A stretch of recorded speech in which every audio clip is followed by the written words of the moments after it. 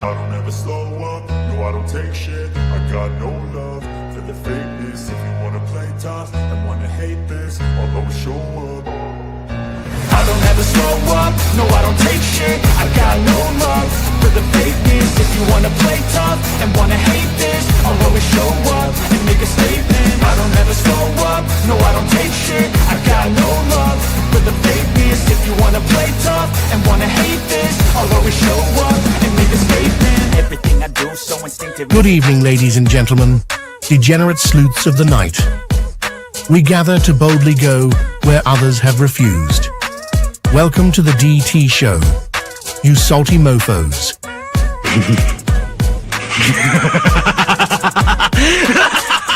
A man accused of killing 4 college students is behind bars and he has ties to northeastern and central Pennsylvania.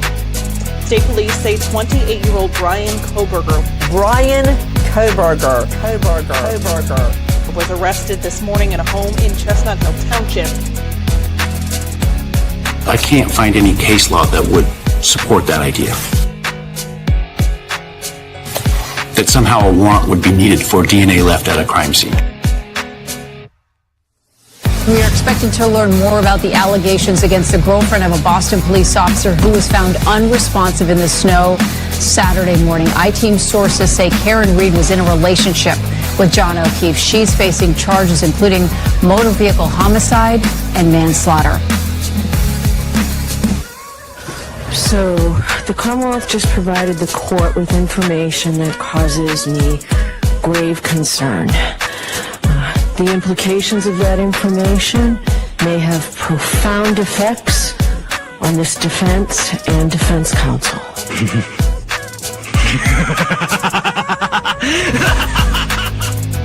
So, get your popcorn ready and your choice of drink. Get your butt on your seat. Like, comment, and subscribe for a treat. Here we go. It's time for the show. The Drunk Turkey Show.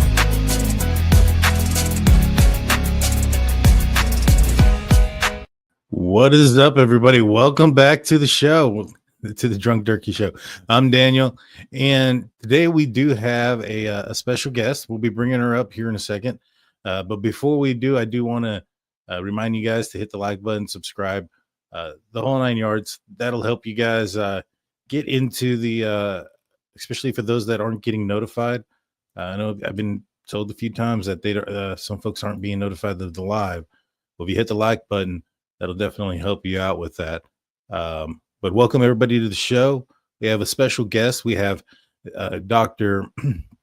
Jamie Vona. Doctor, welcome to the show. How's it going? Thank you for having me. It's going well. I'm excited to talk about the case and maybe part of the psychological part of it. Yes, I'm excited. You reached out to me. You have your own channel. It's linked in the description. Can you tell everybody a little bit about yourself and your profession, so to speak? Absolutely. So I've been teaching psychology at the university and the college level for over 20 years. I teach all psychology classes, but abnormal psychology and psychopathology are 2 that I've taught the longest. So tonight, I just want to put something out there saying that I'm not diagnosing anybody when I do this stuff. So when I'm on YouTube, obviously you can't diagnose unless you meet with somebody, but we can look at behavior and cognitions and things that we know to be true to try to put forth what maybe isn't happening or what might be more likely happening. So for example, I don't think it's, the autism stuff as much as other things, but we'll get into that. But I teach at the college and university level. I have a YouTube channel, The Minds Behind True Crime with Dr. Vona, and I just recently got my doctorate degree. Wow, congratulations. I know I said this before, but for everybody that's tuning in and for your audience as well, as we are doing a dual stream here, congratulations for everything that you've accomplished. Thank you. That's truly amazing. You too. Thank you. So when did you get not involved, but when did you hear about the Idaho murders? When did it spark your interest? Right away? Literally the very first day, because I have a daughter who's in college, and as a professor, I felt like it hit very close to home. And I had students, obviously, that would bring it up in class as well, because we're a psychology class. So right away. Right away. And did you have a YouTube channel at the time? I did not. I would listen to your channel while I was doing my research, my dissertation research. And I'm done my dissertation research. And now I have so many more hours in my day that I can go live and stuff like that. So that's what I'm going to do. There you go. There you go. And so early on, there was a lot of people that were looking at a bunch of different persons who were close to the case or known persons close to the case, and people had their favorite suspects. Bryan Kohberger gets arrested. How surprised were you? Well, at first, when I heard it was Pennsylvania, I was surprised. But then the more I looked into his background and I started to look at his TAPA talks and stuff like that, the more it made sense to me. I feel like it made total sense to me, actually. I've always thought that they've gotten the right suspect. I know that some people they don't believe in the no-knock warrants and all the procedures. So I feel like when the facts aren't in your favor, you try to go after the policies and procedures. So they're trying to go after the no-knock warrant and stuff. Mm-hmm. But that's how we do it here. You know what I mean? We don't have license plate on the front of our cars. We just don't. So I think that was calculated, going afterwards and then registering his car there where he does need a front license plate. So I feel like there was a lot there that I feel like was well thought out. Right. And you're from the Pennsylvania area. How close to the Poconos? Have you ever been to the Poconos? All the time. We had a house up there growing up. I haven't been there in a few years, but it's an hour away. And never heard of the Kohbergers or anything like that prior to this incident? Never heard of them. However, since this incident, one of my closest friends, her cousin's friend, I know that's whisper down the lane, went to DeSales with him. So it does eventually get to where I do know somebody who knows him, but I don't personally know of him or anything like that. Yeah. However, I will say something. I did make a connection, and maybe this is, I don't know, me going out on, being a little bit vulnerable right now, but I will tell people, because I have told people on my channel, I am way past it, but 100 years ago, I had an eating disorder, and I found out that we went to the same eating disorder program, and we had the exact same psychiatrist who diagnosed both of us. And I was misdiagnosed by this doctor. So I'm surprised if so was he. Yeah. Yeah. And, his eating disorder, I think, has something to do with his quote unquote visual snow. Are you familiar in your studies with visual snow and how diet can affect it? Was that what he was doing correct by staying away from meat and going vegan? So I think when it comes to eating disorders, we have to remember that eating disorders are a disorder of control. I think what we learned is that he self-diagnosed himself with visual snow because it's what made sense to him. I don't know if he looked up symptoms he was having, but that wasn't diagnosed by a doctor. I did a lot of research into that, and that was self-diagnosed. I think that part of it was what we call psychosomatic. So meaning that although there was no biological cause for it, it still occurred. So I think that goes away once he starts eating well, because he starts to identify with this Huberman diet. And I think this all goes back to a lack of identity and not having control in his life and wanting to gain control. And that has everything to do with eating disorders, with him getting better, with his heroin addiction, all of it. I feel like he was trying to find an identity throughout the whole thing. And unfortunately, he winds up finding an identity in the end, because we're all here talking about him. Right. There was a picture of Bryan Kohberger that was circulating a while ago. And this was when he graduated in 2020. I want to say it was out of Northampton. And he looked very, very skinny. I'm going to see if I can find it here in a little bit. And then there's this other picture where it just got released. It's a few hours. I made the same connection. I know what you're going to say. I know what you're talking about.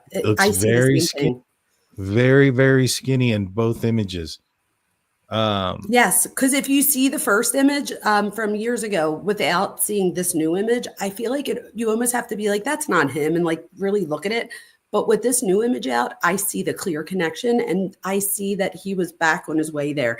And one of the things that we have to remember is that I don't know, does anybody see like the contempt in his face and that smile in the selfie with the thumbs up? Or I wanted to ask you as a cop, did you make anything about the white knuckles? Do you think he's holding something? I mean, he's making a weird. So a lot of people have looked at the knuckles, and there are some dots here and there. I'd like to see his hands, like, you know, like get a baseline, see if there's freckles and things of that nature that could be making what it looks and appears to be some sort of red spots on his hands. But even his hair looks dyed. Now, Dyed. If it was him, you know, if this is the guy who committed this crime, he was apparently wearing one of these like balaclava masks. You know, it's one of those that kind of covers your hair and forehead, but not your face. If you're familiar with football, George Pickens, he wears it all the time around his head. Now, I'm familiar. If he had his head soaked in blood and he got in there, I did some research. If you wash it out right away, it doesn't stain. But if you don't, it stains your hair. And he didn't go home right away. You know, he took a very long trip home. And so I personally wonder if maybe he did dye his hair red to cover maybe perhaps some of these stains.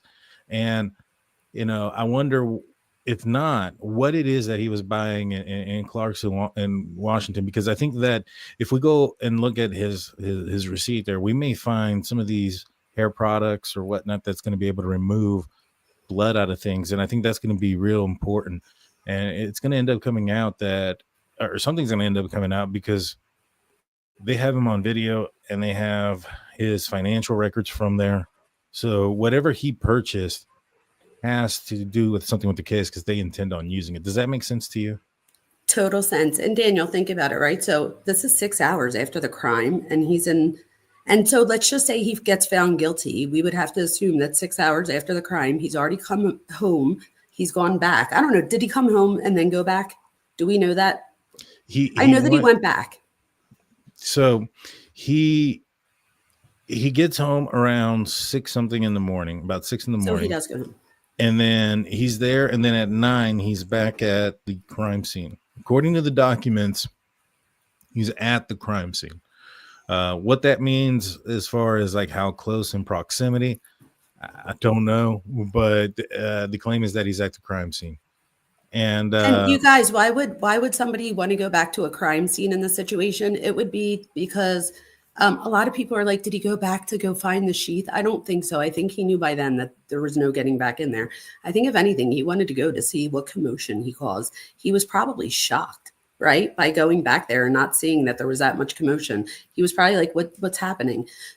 So I don't know if maybe he didn't see Dylan and maybe he just thought that nobody got to them yet. This picture is so eerie, isn't it? It is. You know, so a lot of people were looking at this picture and they were pointing out this picture and saying, hey, this looks very oddly familiar. Like have you seen the movie American Psycho? I have. And so you know, he's in there and he has his headphones and button up shirt and he's super skinny. And Christian Bale had to lose a lot of weight to get into that role. And, you know, I watched it for the first time today. And I had never watched it before. I saw a clip yesterday. I guess it's the shower in his beginning of his day. And I realized that Christian Bale in the movie is 27 years old, right? Bryan Kohberger was 27 when this crime occurred. He was going to turn 28 just the next week. You know, a lot of people ask why that night. I mean, this guy, I mean, if as a doctor, if he is suffering through some things where he's lacking feelings, remorse, he feels like he's just a body, similar to what I can't remember the guy's name, Patrick, I think his name is in the movie. He had some similar feelings. Can that have an effect on a guy who may be feeling something similar to what Bryan Kohberger was? So this would be assuming that we would know what Bryan Kohberger was feeling, but I think from what we've seen, we could say that. Well, let's take Bryan Kohberger out of it. If you have a guy who Okay. is lacking remorse and feeling, he doesn't see people as people. He just kind of sees them as objects, and you know he's surrounding himself around violent stuff. And you know, could he see a connection in movies and things of that nature, especially if he's lacking some of these feelings that most people have? 1,000%, you guys, 1,000%. And not only that, I think that we have to remember that he might have, again, I think he was trying to search for an identity. So maybe like, you know, like when you watch a movie and you see yourself, or like if you watch Friends and you're like, which character are you? Like things like that. Like, was he trying to identify with other offenders and things like that? I don't know. Was he trying to, if I ever got to interview him, I would give him the interview that he put out for his project. I would want to ask him all of those questions, because clearly he was thinking about those questions. Those questions were important to him. So along that same lines, instead of talking, he couldn't talk to the real actors, but maybe he could reach out to real criminals and understand what this is like in real life, hence the criminology and stuff like that as well. Yeah. No, I agree with that. I mean, I thought that, you know, his Reddit is going to be used against him because some of the things that he was asking, you know, how did you get caught? This, that, and the third. I bet you somebody told him that that their DNA was on the door as they walked out, or something to that nature, which is why he left the door open the entire time. But one thing I also noticed out of this picture, this image, was how clean shaved he was. I mean, this guy is like super clean, right? Now, in the beginning of that movie, and I hate to go back and forth to movies and stuff, but I just have this. I wouldn't be surprised if this was a movie that influenced him, amongst many other things, like serial killers such as Ted Bundy. Ted Bundy, yes. And so much more. But there was a skin regimen that Patrick Bateman, there you go, that's what his name was, Patrick Bateman, did in the morning. And he did this wax on his face and all these other things. I mean, it looks like the boy did some of the similar things. I mean, he has the headphones, the wax face, button-up shirt. And a lot of people might think, why would he take a picture like this? You know, and I think Ted Bundy, right before he was put to, you know, they asked him a similar question about why did he take pictures of his victims, and he said, because when you do something right, you don't want to forget it. So maybe that was in his thought process. And that's why I'm thinking, like, could there possibly be something in his hand that only he would know? So that way, every time he sees the picture, he like relives it. And again, this is speculation, you guys. I'm just asking a question. Like, have you ever seen that with like crime and stuff? Like, I do think there's a lot of similarities with Bundy. Yeah. Here's Bundy giving the good old thumbs up, by the way. Oh, I didn't even notice that until just now. There he is, giving the thumbs up. So from what I heard about his mom, and I do know this a little bit, if you look it up, he did eventually, his mom wound up writing something against the DP for Bundy before he's put down, whatever. And so the mom is obviously into true crime, or she wouldn't have done that, right? And she had like really big feelings about it. I always wonder, like, is this his way of being like, watch out, mom, like I'm going to do it even better than him. I just feel like he has to be smarter than everybody. He has to be, you know, the best at everything. And a lot of that is a lot of like narcissistic type qualities is what I'm saying. Yeah. Big time. Some folks are asking, could he be reliving how he held the knife? That'd be creepy too. That would be so creepy. But I always wonder, like, is there something, not always, it just came out, but I've been wondering, like, is there something in his hand that like he could relive? Or again, is this just a picture? That is so scary, right? Is this just a picture to remind him? Yeah. And I mean, this is 6 hours after the murders. He has just gotten back from the crime scene. So he just went, relived the crime scene. God knows what he did in that bathroom afterwards. But this right here looks kind of bruisey. I don't know about you guys, but that looks somewhat bruisey under his neck. You don't think that's like stubbles? I mean, it could be. Could be. but it looks maybe he messed himself up shaving, but it looks kind of weird. Also, did you notice that there's a shower curtain in the picture? I did notice that. I did notice there was a shower curtain. So I wonder what that has to do with. Like, I wonder, because he didn't have one afterwards, so I don't know. But his hair looks dyed. I dye my hair. I'm a female. Dyed. His hair looks dyed. For sure. And I don't know, maybe that could that have also, like, maybe like you were saying about the stain, but could it have also been so that if somebody did see him, that he would look different than the person would say, not thinking about the bushy eyebrows, but maybe the color hair, things like that nature. Scruffy, but now he's like, shaved. So maybe he was trying to look different than if somebody did see him. I don't know. He doesn't look well here. No, he doesn't. To me, let's picture what he would have had to have done if he committed this crime. The crime occurred at 4:00 in the morning on Sunday morning. So all day Saturday he was awake. All day Saturday night he was driving around trying to figure out a way, and then he, Sunday morning commits the crime. Then he takes this weird long drive home, and then from there he goes back at 9:30. Then he goes back to his apartment, and then by noon he's in Clarkston, Washington. And then around, I want to say it's 2:00 or so, he ends up back in Johnson, Washington. And his phone turns back off for like 5 hours. I think it's like maybe 2 or 3 o'clock. And I think he's back home at around 8:00. I mean, to have committed quadruple homicide and to do all those things, I would have thought he was on something. I mean, this boy looked like he's on something. I mean, that's just my opinion. Unfortunately, we don't know, right? Because then he doesn't get caught for a while after.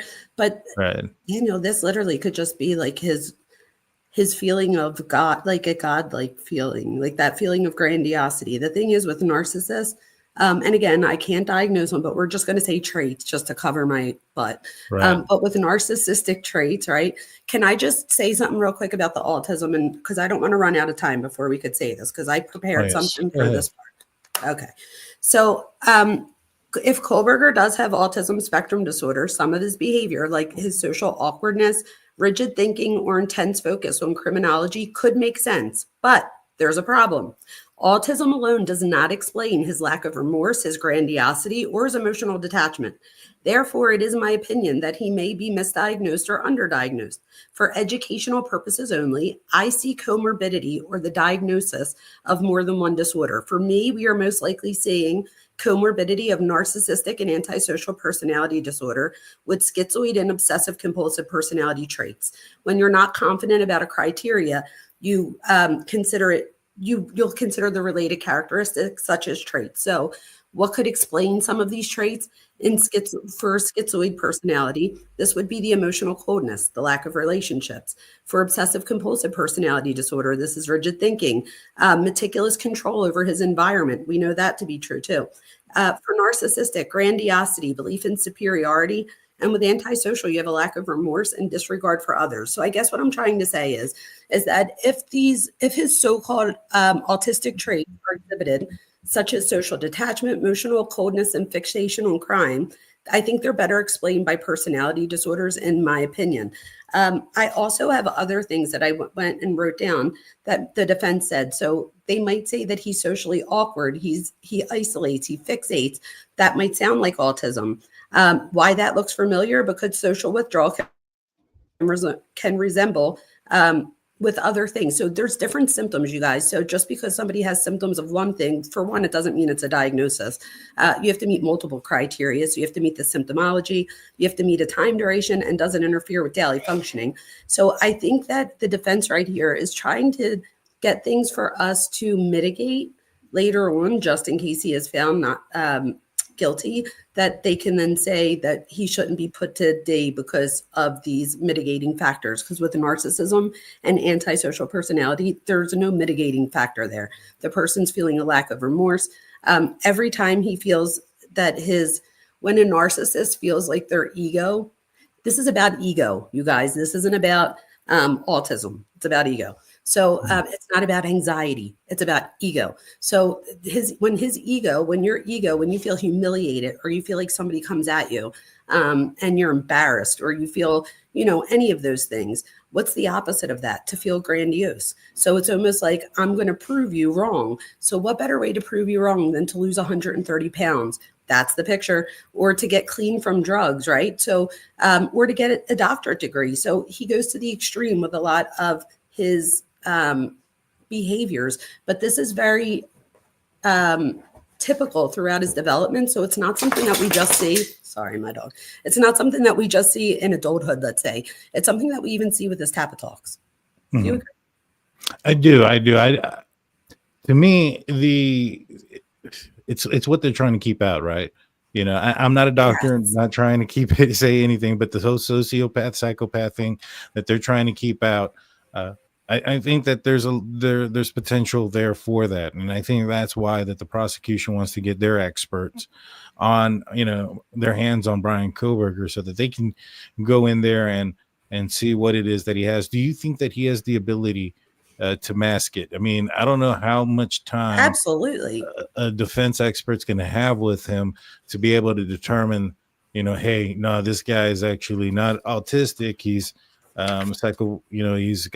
a sociopath or whatnot. It doesn't take that long. If you just look at, this is the thing, you guys. So the reason that everybody is always so afraid to diagnose on like TV and stuff like this without meeting is because of the Goldwater rule. Back then with Barry Goldwater, though, we didn't have all of the social media. Like we have his song, we have his Tappa Talks. Like, so we have like all these different things that occurred. We have what people say that he was, about grading, and the other people that said, how he seemed more carefree afterwards, things like that. Like we didn't have all those things back then. So nowadays, I feel like now we're all in a situation where as psychologists and psychiatrists, we can't diagnose because we didn't meet the person. But I feel like we've never had more information. Right. So I feel like if anything, like this is starting to change a little bit, which is why I'm calling it traits and not disorder here. What about those that say that his writings and his Tappa Talk or his writings when he was younger and the lack of feelings and all that was when he was a kid. He may not be feeling that anymore. Does those stick with person typically, or is that something that can go away? 1,000%. So 1,000%. So I go over this in one of my lives, and my daughter was in the live, and somebody was going back and forth with me saying, so we're just going to take somebody's journal and convict them on that. And I was like, no. And they were like, if we looked at anybody's journal, and I thought about it and I'm like, oh, wow, they're right. Like my journal is pretty messed up. But then my daughter wrote something in the comments and she's like, Mom, you're not normal. And I was like, thanks, Shay. But she's like, none of my friends and none of like me, my other daughter, she's like, none of our journals look like his, none of us. And I was like, she's like, so my daughter made a good point. So, and that stuff has followed me. I have my doctorate degree now. So a lot of this, I have a master's in counseling psychology and a specialization in marriage and family therapy. I do believe that part of it was so that I could help myself understand, why things happen the way that they do. And that's true of a lot of people and, with psychology degrees. So I think we need to keep that in mind as well. Yeah. What about this coordination disorder that they're trying to say that he has? I mean, the guy can run a 6-minute mile. He's done some kickboxing. He bragged about his kickboxing and his being able to maintain his weight on his resume. What do you think about this disorder? Okay. So first of all, he does the martial arts and stuff, or kickboxing, all of that stuff. So that would require coordination. But I wrote here that now it's called developmental coordination disorder, and it is a disorder in the DSM-5 TR. So it is a valid disorder. However, I think the defense is going to say things like he's clumsy or awkward. Maybe he couldn't plan all of this. This looks similar to, this is a neurological disorder. So it would affect things like your motor skills, so movement, okay, and which could appear like disorganization. However, this could also be his lack of emotion and stuff like that if he is antisocial personality. I do not think that he has developmental coordination disorder at all. I think of all of these disorders, I think autism and obsessive compulsive disorder, I think that you can make an argument for that. However, I like to debate people. So I would have a full-on debate on why it's not those two things and why personality disorder better fits, and how we see that there is an overlap of symptomology that goes along with things like autism and something else. So, and when I say antisocial personality disorder, just to make it clear, that is psychopathy in, real in our regular terms. It's the same thing. It's just like the technical term. Right. Yes. Interesting. But obsessive compulsive disorder, even with that, like, let's say he did have that, that doesn't make you violent, right? No. So if anything, it might make you meticulous. But So I think that could like factor into it if you want, what if the prosecution, the defense comes in saying he couldn't have done it because of his OCD? He's too clean. Getting blood on him, those type of things would have disrupted his OCD. No. This is another thing, you guys. So with OCD, let's just say he did have OCD, like the defense is saying. People don't realize that there's different types of OCD. So one of the types of OCD is germophobia, but not every germaphobe. So every germaphobe has OCD, but not everybody with OCD has the germaphobe type. So by saying that he has OCD isn't enough to say that he's a germaphobe.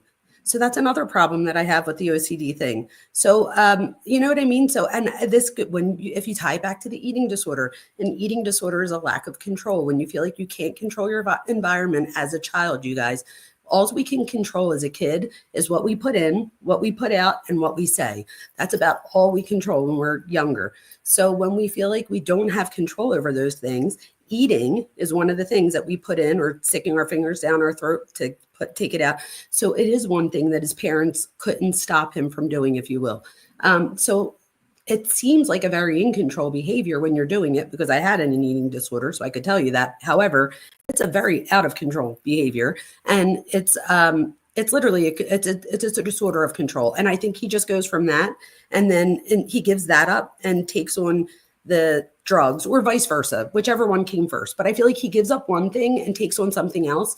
And here I think he's taking on this role of, think about it, when you get high, right? People always say they're trying to chase that high. So once he stops getting high, he still has a chase. So like, we try to get people to do things like play basketball, or, be a commentator, or, do something else with it. So to do pro-social things, like to have a YouTube channel, he could have chosen so many avenues, and this was one of them. And I feel like this was his choice. Right. He purchased the knife in March of 2022, before he even moved out there. To me, that kind of tells me that he had this plan for a while, or at least planning to do something of this nature for a while.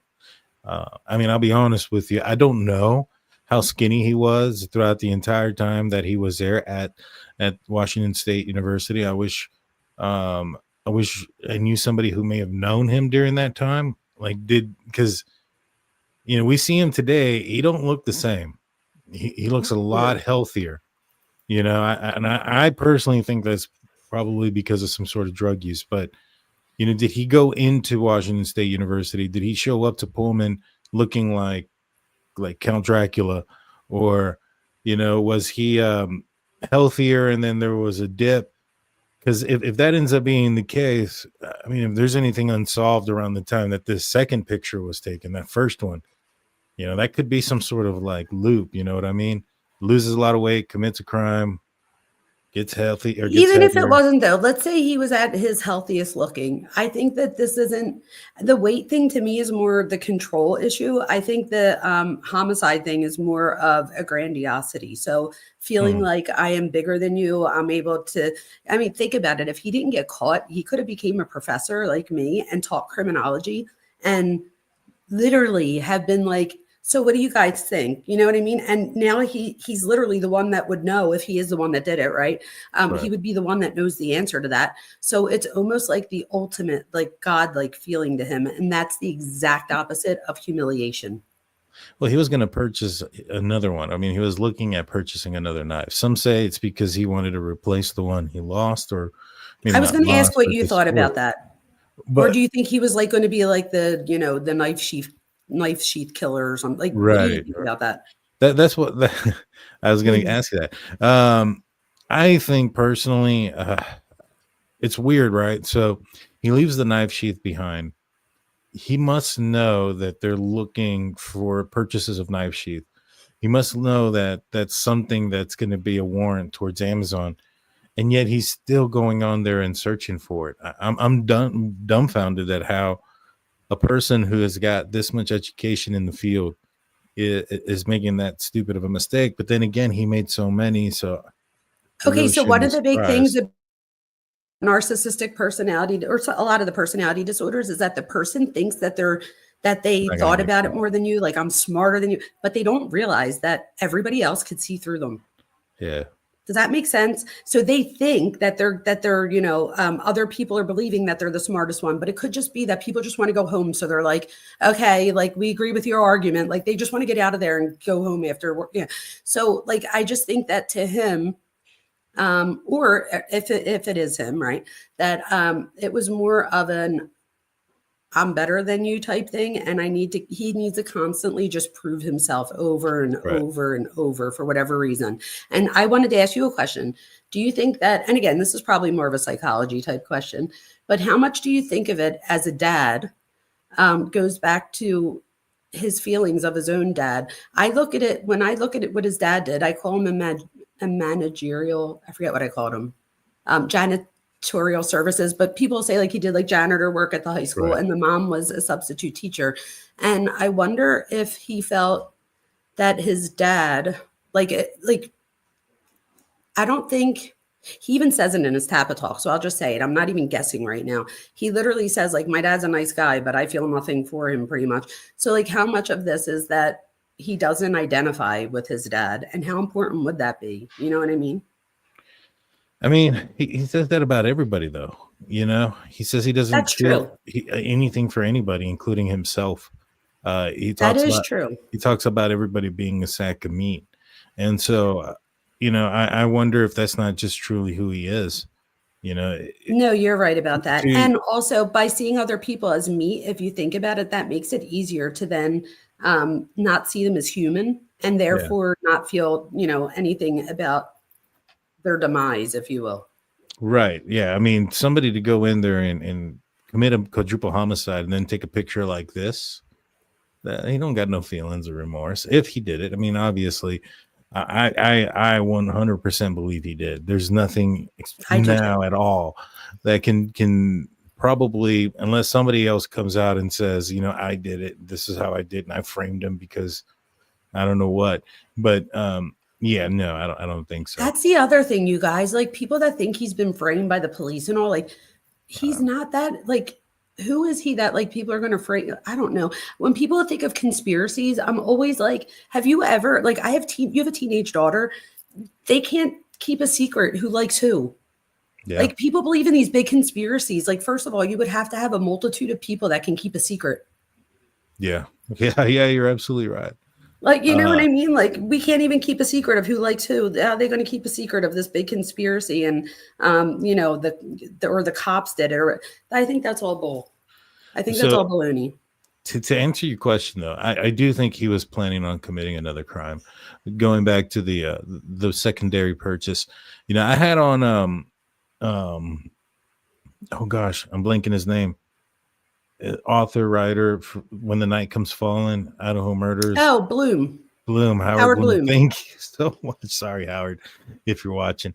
I had on Howard, and he had mentioned that there was some other crimes that they were looking into Bryan Kohberger.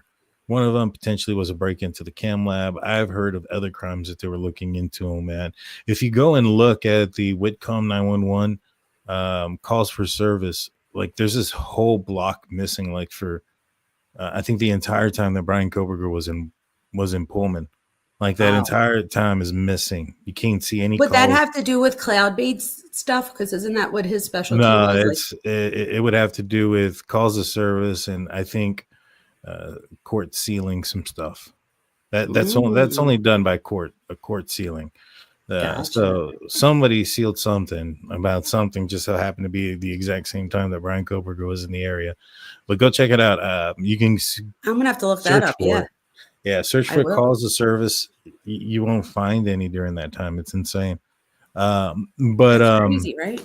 What do Yeah. you think about this? So, as a cop or a former law enforcement, do you think when it came to him wanting to be part of the police department and stuff, I almost feel like that the way that if the writings that we saw, like we see the email exchange between him and Fry, so if all of that is real, assuming that's all real, do you think that he was a little bit overconfident, almost like you guys are not stupid, but like, I know all about cloud forensics and I'm going to bring it to your place because you don't know anything about it yet? And like, do you think that there was part of that there too, like an arrogance? Yeah, when he called the officers rule. Yes, that's what it was. That's what it was. Yeah, that was a big, all right, this guy thinks he knows everything. He's gonna teach him how to use a phone. And that's right. the That's crazy thing is how I that's took what it. pretty much got him busted. But what do you think? Do you think he was trying to commit more crimes, or do you think he was just trying to replace 1,000%. I think if this is the right person, he is for sure, in my opinion. He fits more of a serial killer than he would a mass murderer. Because right now he's considered a mass murderer because of the way that it's worded. When we look at it psychologically, but I do think that if he wasn't caught when he was caught, that when he went back, he could have very much, or even why he was still where he was, maybe he would have done it before he went back. Who knows? Or along the way, right? I think he had I think he looked into people and looked up to people like a Ted Bundy. I wonder how many books did he read about, with criminal profilers. So I feel like he was trying to soak it all in so he could make like this perfect moment, and here he leaves the knife sheath. Without that knife sheath, do you think that there's enough evidence to, like, if you were in a jury because let's be honest, you guys, DNA wasn't always around, right? So we used to have to convict people based on other things, but I feel like with everybody, it's like if there's not DNA, it didn't happen. So if the judge did throw it out, which he didn't, do you think there would be enough evidence? Would you still be convinced? Oh yeah, 100%. I think so too. The reason, well, I mean, now we know about the knife, purchase of the knife sheath and the knife and all those other things. So I think at that point, yeah, I think the hardest part would have been narrowing him down. Would this have turned into a cold case? Maybe. I mean, his actions were becoming more and more increasingly alarming. I mean, to the point where he got terminated from his job. I wouldn't be surprised if somebody would have eventually been put two and two together. Like, hey, man, this guy's losing it as far as his control and his behavior. And did you just he hear what drives you a said? similar car. You just said losing control. So back to what I said in the beginning, a lot of his stuff is a disorder of control. Yeah. Oh yeah. And I mean, he lost everything. I mean, his whole world was going around him. I mean, his whole thing not his whole thing, but what had happened to him was he was a heroin addict, and he completely turned his life around and got into the criminal justice program, PhD student. He lost his job as a TA. He's lost every job he's had, including being forced to resign as a security guard in his at his high school that he went to. All these things, they don't make you a good candidate for law enforcement, right? So what is he going to do? I mean, everything he's worked for has just gone down the drain while he was losing everything as a TA. Not only that, these are his formative years. So it's like everything he tried to do, it was like another rejection. Like every time he felt like he had a part of an identity, I'm assuming, like you get a job and, when we're a cop, you felt like a cop. Like I'm a professor. I feel like a professor. Like, so I feel like when those things are then taken away from you, it's almost like that constant, like, not being able to identify. And now, unfortunately, because of these 4 beautiful victims that he might have taken the life of, he now has an identity. He will always be known. Whenever their names come up, people are going to think of him, unfortunately. Do you know what I mean? And so I feel like this was his way of saying, I have a video if anybody wants to go see it. It's literally called Do You See Me Now? And it takes you through his life and about how it's like, do you see me now? And nobody saw him. And then he tries something else. Do you see me now? And nobody sees him.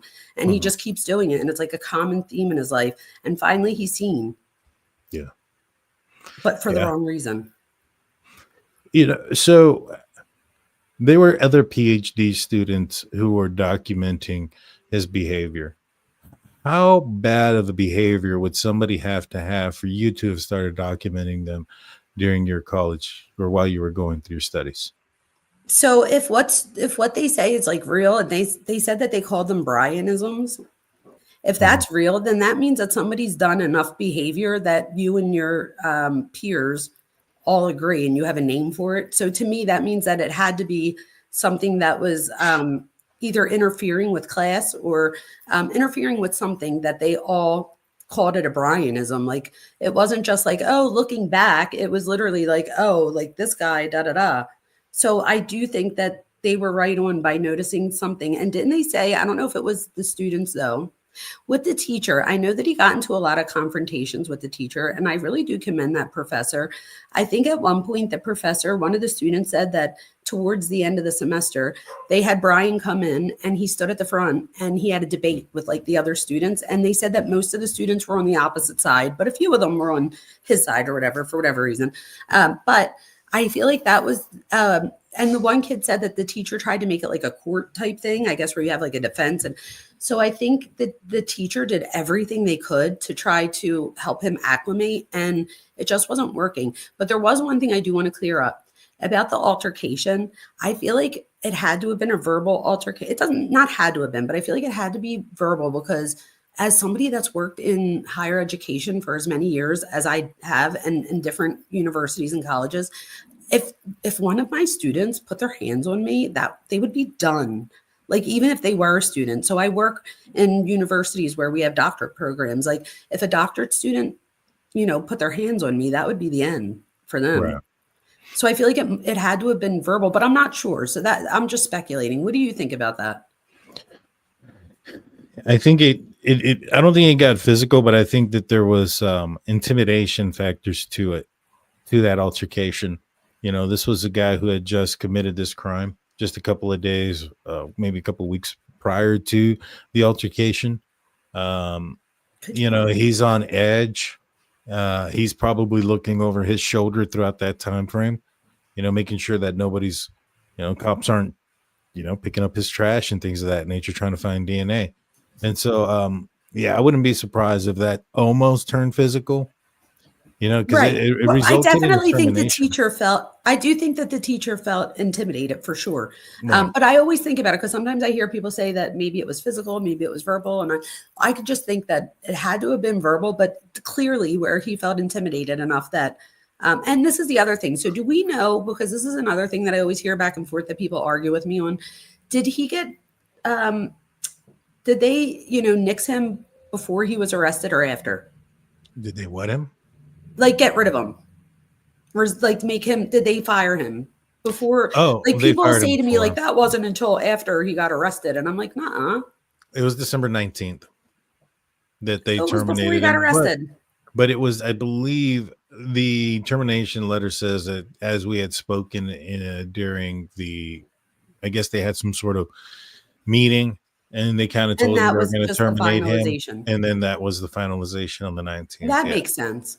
That makes sense. So he knew he was leaving. In fact, even Howard Bloom states that he had a conversation with his dad that he was going to go back and attest for it, that they couldn't just fire him that way and yada, yada, yada. So he knew that they were firing him. You look at what was left at his apartment complex. I think the only thing that was left was a Dickies tag and a receipt. Didn't he leave a TV or something? He did leave some other things. Yeah, he did leave some things back. Do you think he would have went back if he didn't get caught? Do you think he would have went back and fought for like his, tried to defend himself? Oh yeah, 100%. I think that's. I mean, it'd be too difficult for it not to. Yes. That's like like a narcissist who can't get back with an ex-girlfriend. One of those type where that's the ex-girlfriend. So he's like, oh, it's not you not wanting me. I'm the one that's going to have to leave you type of thing. You know what I mean? That's so funny you say that, because I always say that when narcissists feel like an injury, or a rejection, that it triggers revenge often. But I did write something that literally says exactly what you just said. And of course I lost it, but if I find it, but it literally was what you just said. So absolutely, I agree with you. I took half the semester of psychology and just by half. Just kidding. I would have helped you. I did take some psychology. When I did take criminal justice when I was in college. I didn't finish all the way. I probably should go back, but I ended up getting my It's own. never too late. Well, if I ever went back, the only thing that I would ever go back for, and I think I'm probably a little too old for it, is I would actually like to practice law, like actually be a lawyer, an attorney. You are not too old for it. I'm Oh, 46 years gosh. old and I just got my doctorate degree. I had my master's degree since I was 24, but I got my doctorate degree. I started it 4 years ago when I was 42 years old. My Mhm. sister Gina just got her doctorate a year or two ago. She's 55. It's never too late. Well, maybe. I mean, I don't know. I Never too heard the late. bar exam's pretty tough. We'll see. But Well, that's I guess it also depends on how much you want it to. And don't you have like a 2-year-old? I do. She's about to be 2. She runs everywhere. She's Oh, yeah. she's awesome. She would have She's those amazing. law books. She would be coloring on them. She's my little basketball player. She'll be 2 in a couple of months, but I love she's I don't know about today. We went to the aquarium, and I mean I swear she's mixing in with the 5-year-olds. You couldn't tell the difference. She's about 3'1", somewhere around there. Wow. And she's not even 2 years old yet. Yeah, she's in the 99th percentile. Wow. I'm And 4'11" and a half. oh, gotcha. Yeah. She'll be taller than me by the time she's 3. Yeah, she's getting up there. She's super tall. Wow. Are you and your wife tall? I'm just shy of 6 foot. That's Probably tall to me. probably before my back injury, I was hitting the 6 foot area, but I had a back injury, and so since then I'm probably closer to 5'11".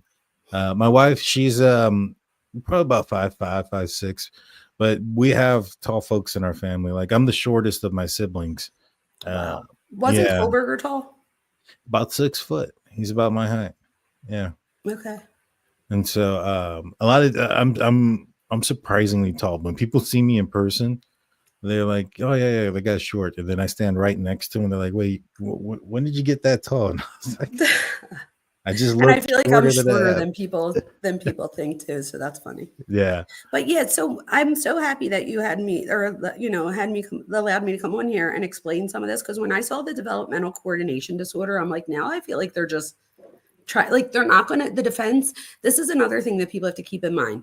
The defense is going to hire people that are only going to say what they want them to say. So they're not going to hire the person that says, yeah, no, I think he's got antisocial. Like they're not hiring that person. So they're hiring the person that's going to say that he has a neurocognitive or that he's like neurodivergent, and therefore he couldn't, if he's sitting in the courtroom and he doesn't have any emotion, that's why, and blah, blah, blah. And I'm like, yeah, but that also fits under personality disorder. So I think that we have to be really careful about that, and just remember that there's always, I usually say there's like good news and bad news. The good news is it's not about you. The bad news is it's not about you. So sometimes people have to keep that in mind too when they think about different things, and it's okay to change your mind. If they come out tomorrow and they find some huge evidence where, I don't know, I'm making this up, but that, he wasn't there at all, and it was if you give me the evidence, I could change my mind, and there's nothing wrong with that. If anything, that's learning, right? So when you're able to take in new information and your ego isn't so damaged that you could be like, oh yeah, that makes sense. That's a good thing. So I feel like the Kohbergers some of them need to not be ashamed or whatever. Just be like, oh wow, with this new information, like, maybe he could have done it. So just like I would do it the opposite way. So that's all I would say to people that are Kohbergers out there, if they're listening. I just have a few more things. I have a few more things I want to ask you if you still have time. And then a few people have some questions for you. First, still on Bryan Kohberger, do you think he's done it before? Do you think this was his first time? I think this was his first time, and I think that he did it alone. So I don't know if that's going to be one of the questions. It's one I always get. He doesn't have interpersonal skills. So if he was able to have a friend in crime, he would have never had to do this to begin with. So I definitely think he did this alone. And I don't know that he did this before. I do think that we might find something like cruelty to animals in his past, but I'm not sure of that. That's just something that we see often when we see, people in this situation. So I would look out for that. But I do think that if he got away with this, that he would have done it again. Yeah, I do too. I do think he would have. I wouldn't be surprised if they're able to tie him to something. Like, I wouldn't be like, oh, I'm so shocked. Like, it would make sense. But I think this might have been his first time. What about inserting himself into the crime? I've often said that he seemed very disciplined. He didn't go back to the victim's house after that morning at 9:30. He stayed away. But a lot of people look at maybe perhaps a modern day version of inserting yourself into the crime could be joining the online community. Papa Rogers is a guy who, and inside looking are guys that a lot of folks that, I don't even know if they're guys, to be honest with you, but are profiles that a lot of people look at that think maybe they potentially were Bryan Kohberger. Do you think he would have mingled within the social media communities about this case? 1,000%. And this is why, because if you're a narcissist, you don't want somebody else telling your story, even if it was one little thing wrong, like maybe you said Kaylee before Maddie and it was Maddie before Kaylee, like that would drive them nuts. And they would have to go in there and be like, nah, it was even with the knife sheath. It wasn't inside looking or whatever, the first to say that the police must have found the knife sheath. Or Papa Roger. There you go. Yeah. So absolutely he would insert himself. And again, it would be because he would want the right story to be out there. His story, and almost like, duh, Daniel, you didn't get it because you're not smart enough. Or Jamie, you didn't get it because, you just don't get it. So to him, where he doesn't realize that we all see right, like not all of us, but that a lot of us see right through that.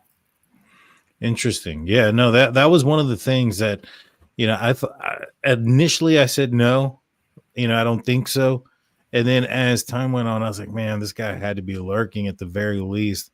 But communicating, I think he may have been also doing those type of things. I I do think he was stalking. I just don't think that it was in the legal sense. So I don't think that it, as far as if we read the statute, maybe he wasn't stalking. But I think people out there, and especially even you, Daniel, and your wife and stuff, like we put ourselves out there now. So there could be somebody out there right now that thinks that they have a relationship with you and you've never met this person. But they could think that like when you put on a certain song in the beginning, that means like, that you're speaking to them and that like, so somebody right now, for everybody out there, you could have somebody out there that thinks they know you, but you might not know them. Right. And that could be stalking. I think it was, so I had a former FBI agent, Jennifer Coffindaffer. I saw it. And she had brought up the fact that the Dateline folks who initially reported about the K-bar knife being purchased by Bryan Kohberger on Amazon a long time ago, they believe that he was Papa Rogers, that they had some sort of insight to that he was in fact Papa Rogers. So I mean, they got the purchase of the knife and knife sheath off of Amazon correct. Maybe they got the Papa Rogers stuff correct too. And so I personally think it was Papa. I think he was Papa Rogers. I do. What about Kohberger testifying? Do you think he'll do that? Do you think he has the narcissism in him to go up there and try to fight it himself? So this is the thing. Like with Ted Bundy, right? Ted Bundy was narcissistic enough to be like, I want to be my own lawyer type thing. So, but here, I think that first of all, it's quite ironic that there's a blonde female that stands between him and the DP, right? So that's number one. So I do think that maybe, I think that he's trying to pull the strings behind the scenes.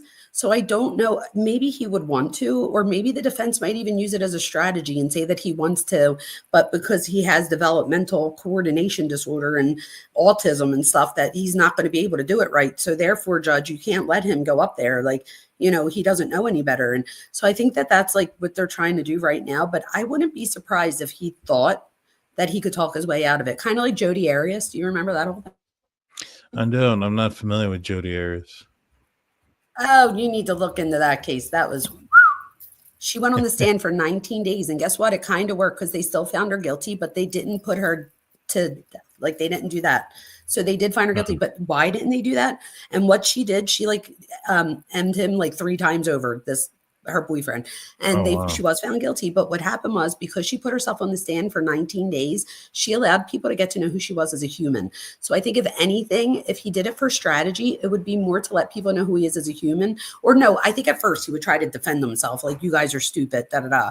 But I think I don't think that they're going to let him. I don't think it's going to happen. But I wouldn't be surprised if he brings it up and says, like, just let me get up there. Like, I could explain myself. And then being like, but look at all this evidence. Like, if you open up this door, then the prosecution's going to bring in this, this, and this. So again, I think if he doesn't do it, it's more of a strategy. And to him, that he's the one that's making that decision. Yeah. This is the thing, Daniel. He thinks that he's playing chess and we're all playing checkers.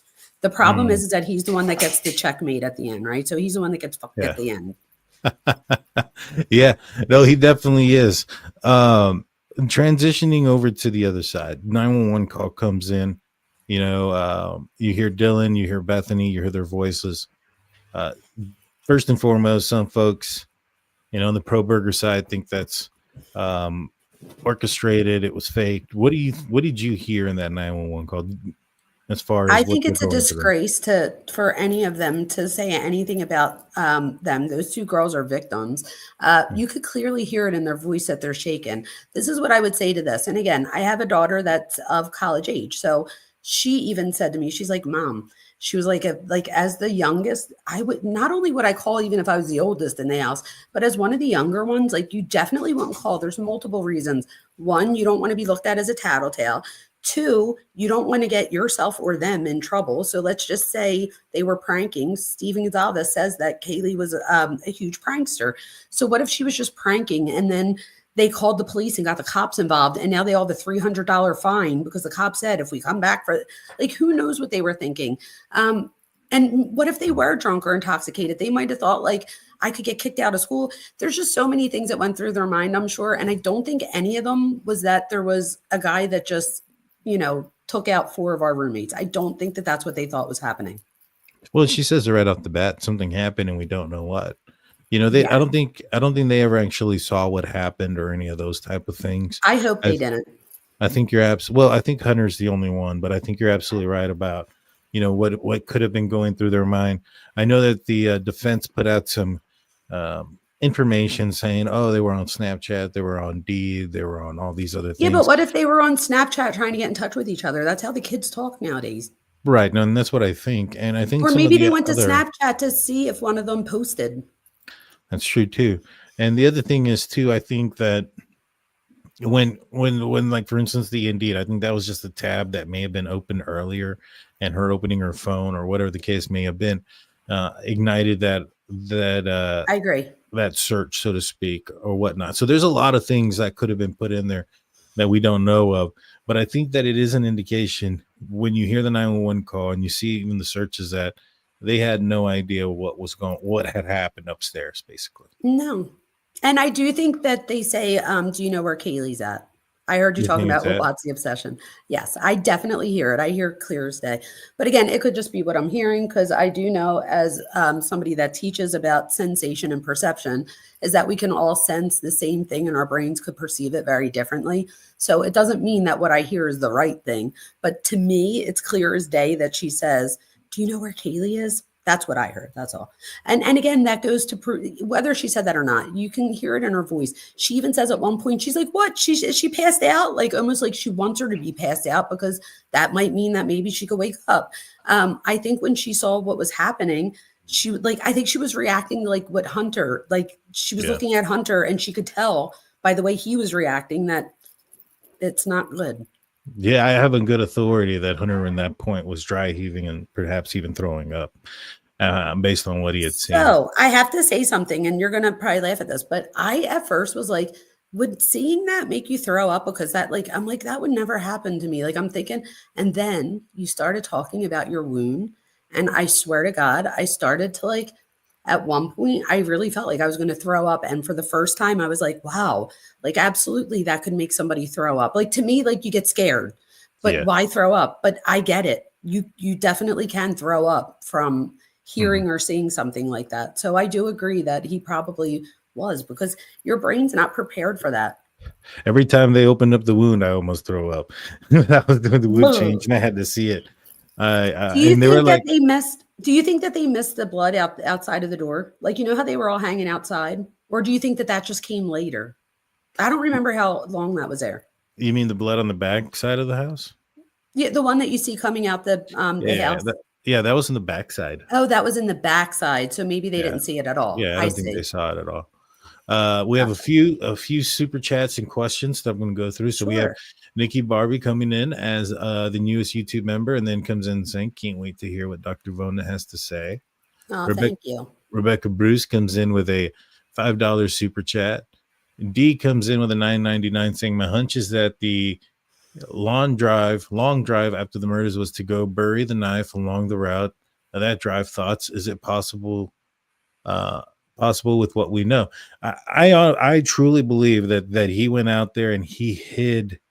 Two things happened with the long drive. One, from the time that he is seen leaving the King Queen Road residence at 4:20 to the time where his phone comes back on at 4:48, that's 28 minutes. And where his phone comes back on near Blaine, Idaho, does not take 28 minutes to get to. It's probably a 10 to 12-minute drive. And so even with the route that I suspect that he went, it's probably a 15-minute drive. So we're still about 12 minutes there. I strongly suspect that he pulled over somewhere, hid what he could, just in case he got pulled over. Think about it, Daniel. If he hid it, then that's one more thing that he knows that you don't know, or that I don't know. Exactly. It's like, I know where it's at. You'll never know. You'll never find it. Good luck. Yeah, exactly. So again, it's just something else. What did you think about, and again, I don't know that we were ever able to verify it, but there's a picture going around that is supposed to be his basement. And it's a picture of Mount Rainier. I might say that wrong, but that's where one of Ted Bundy's victims was found. And at the bottom, the mom has like a bunch of gnomes. And in the inside looking, or Papa Roger, I can't figure out which one it was. So if somebody in chat knows, please let us know. But they put coordinates somewhere and they say it's like a rhyme. And part of the rhyme is you might even see a gnome. I wonder where those coordinates goes to and how we do that. I guess on Google Earth, we could do that. Like, I'm going to have to look that up and see if that was anywhere close. There was a psychic lady. Reverend Donna Serafina. I'm not big on psychics. Me either, but she's spot on. She mentioned something about a gnome as well. I wouldn't be surprised if one got one from the other. Somebody wrote it down. I got a premonition, or she's got a premonition, then somebody wrote it down. You know what I mean? I don't think it's real. That part. That part. Yeah, you have to. Yeah. Now, I'd like to know where the picture, coordinates goes to, though. Right. The picture, that could be where all of it started, right? Somebody sees a picture from Bryan Kohberger's basement, sees a couple of gnomes, sees Mount Rainier, looks up a GPS coordinate and makes up this whole thing and says, this is where it's at, right? Because based off that one picture, in my opinion, it wouldn't be that difficult to fabricate something like that. Well, people are freaking out right now because, and I agree with you guys out there. I'm also believe in God, but so does she. So I don't know, maybe like you challenge yourself to watch a couple of her videos, because at first, just like you, I was like, oh, I'm going to go to hell if I watch this. And then I come to realize that she is just as faith-based as probably you and I are. And she is dead accurate, Daniel. And so not just have you heard of Psychic Daniel? He predicted documents coming out 2 weeks in advance to the day. That's this guy. I ain't psychic. But this is the thing, though. This is the thing, though. You could have intuition based off of things that you've been through in your life. So based off of being a cop and stuff like that, and knowing how long it takes for things to come in.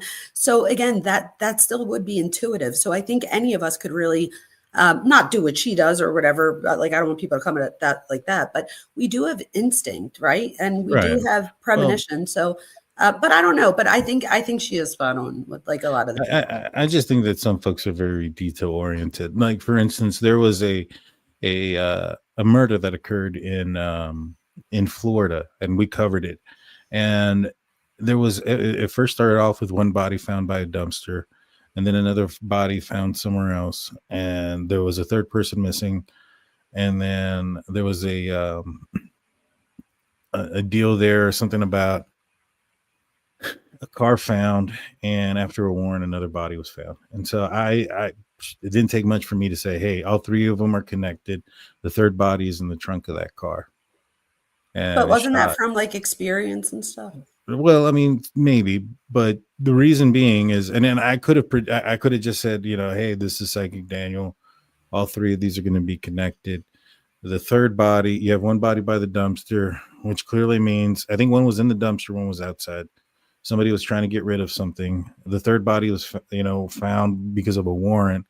Well, it's not inside the car because if you would have been able to have seen it through the windows. You don't need a warrant if you can see a body through the windows.